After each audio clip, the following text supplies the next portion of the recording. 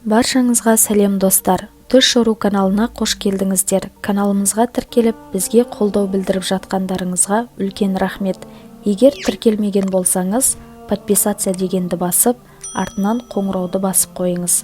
Ал бүгінгі шығарылым түсіңізде ақша көрсеңіз деп аталады. Ал ендеше бастайық.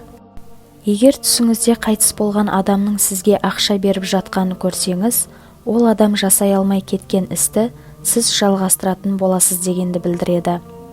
Егер түсіңізде ақша көрсеңіз, сіздің бір мәртебеге ие болу үшін еңбек етіп жүргендігіңізді білдіреді. Түсіңіздегі ақша сіздің кез келген сәтте өзіңізді басқара алатындығыңыздың белгісі болуы мүмкін.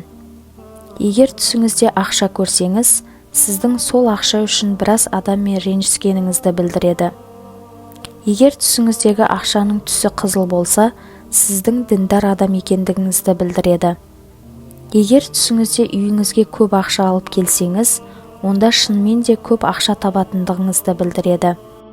Егер түсіңізде ақшаны далаға лақтырып жатсаңыз, онда сіз басыңыздағы қиыншылықтардан құтыласыз. Егер түсіңізде адамдарға ақша таратып жатсаңыз, бұл түс ниетіңізге қарай жорылады. Егер атақ абырой үшін болса, онда атақ абыройды аласыз. Ал егер Алла разылығы үшін болса, Алланың разылығын аласыз. Егер түсіңізде ақшаны туған туыстың біріне берсеңіз, бұл өте жақсы түстердің бірі. Сіздің туыстармен жақсы екендігіңізді білдіреді. Ал егер де кедей-кепшікке беріп жатсаңыз, садақа беру керек екендігін білдіреді.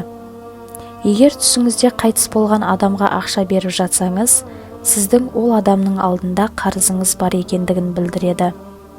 Егер түсіңізде әйеліңізге ақша беріп жатсаңыз, сіздің жақсы күйеу екендігіңізді білдіреді.